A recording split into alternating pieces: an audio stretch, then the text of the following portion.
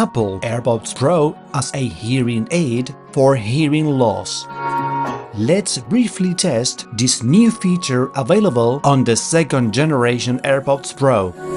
The second generation came out in September 2022, keeping the simple and premium look. While they look a lot like the previous model, Apple has made some changes. The case now has the U1 ultra-wideband chip, allowing the Find My feature to locate them more easily. There's now a new slot to attach a strap, which is handy to avoid losing them. Also, the closing mechanism feels stronger, and the white plastic seems a bit tougher against scratches. Thanks to the new H2 chip, the sound has improved. The bass is deeper and more powerful. High notes are also clearer and sharper.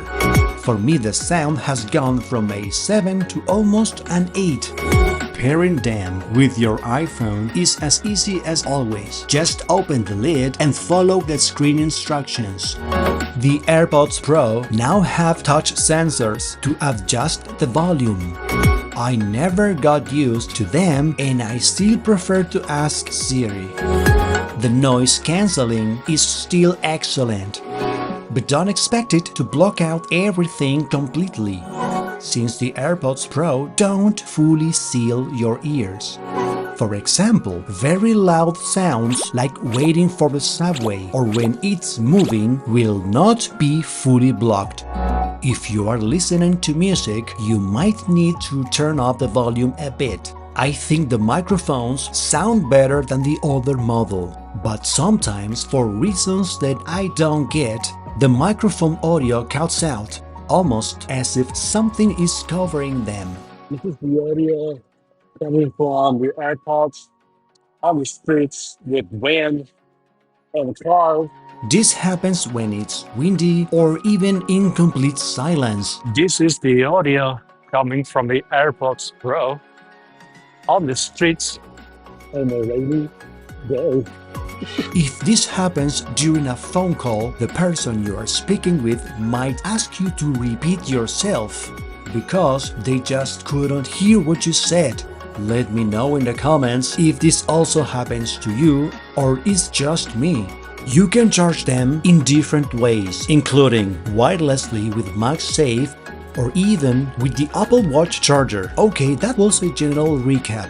Now let's take a look at the new hearing aid feature for hearing loss. This feature it's been available in North America since October with iOS 18.1 and came to Europe in December 2024 with iOS 18.2.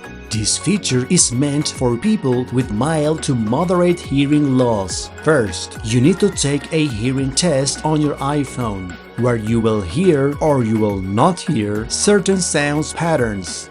This takes less than 10 minutes. iOS checks the results and adjusts the AirPods Pro to make up for your hearing loss. I had some trouble finding the best position for the AirPods Pro until the test allowed me to move forward. The test needs to be done in a completely quiet space. There's no way to skip this. The test will not continue until it's totally quiet and the AirPods fit firmly in your ears. When the test is done, it shows a summary of your hearing health. For me, luckily, it said that I have no or very little hearing loss. You can see these results in the Health app. You can also share these results with a professional or add results from another test to adjust the AirPods Pro settings. In the options, you can go to Settings and under Ambient Sound choose to focus on voices.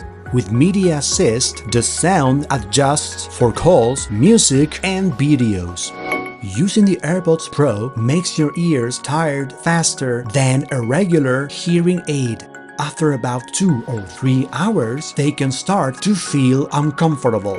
I think this new feature is great. It works really well. I can hear voices in conversations very clearly. Though my hearing loss is mild, I think other people might get even more benefits than I do. That said, the AirPods Pro were not designed to be hearing aids. We can say that this feature is an added bonus. I think any device made for this purpose will always work better. What do you think of the AirPods Pro as hearing aids? Would you use them? Have they worked for you? Are you satisfied? Share your own experience in the comments. Thanks for watching this short video. Don't forget to subscribe and see you soon.